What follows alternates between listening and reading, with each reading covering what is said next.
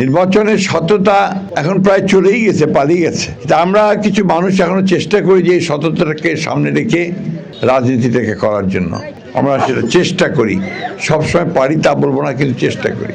এখন তো আমি আসছি আপনাদের সামনে নির্বাচনের প্রার্থী হয়ে, আপনাদেরকে চাইতে এসেছি যে আপনাদের ভোটটা, যেটা আপনাদের একটা বিরাট আমানত, কেন দেবেন এই কথাটা আপনাদেরকে আমি আগেও বলেছি, আজকেও বলতে চাই যে আমি আপনাদের পরিচিত লোক, চেনা লোক।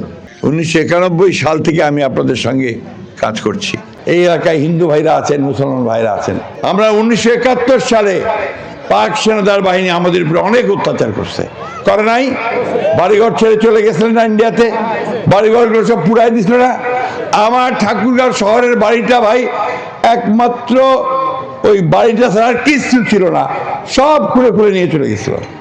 পেট্রোল পাম্পটার আন্ডারগ্রাউন্ড যে আপনার পেট্রোল ট্যাঙ্ক, সেটা নিয়ে গেছিল। আমার আব্বার আপনার কনস্ট্রাকশন ব্যবসা ছিল, ট্রাক ছিল অনেকগুলো, সেগুলোও নিয়ে চলে গেছিল। এটা তো সেই 71 সালে ওই পাক সেনাদার বাহিনীরা করছিল। আর তখন তাদেরকে কারা সহযোগিতা করছিল এটাও আমরা খুব ভালো করে জানি, ঠিক কিনা? মাপ চাইছে এখন পর্যন্ত, 71 সালের জন্য আমি মাপ চাই।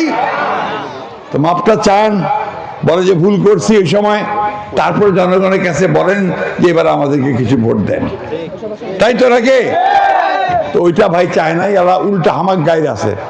আমরা কেন 71 সালে যুদ্ধ করছি আমার দেশের জন্য, আমার মাটির জন্য, আমার স্বাধীনতার জন্য।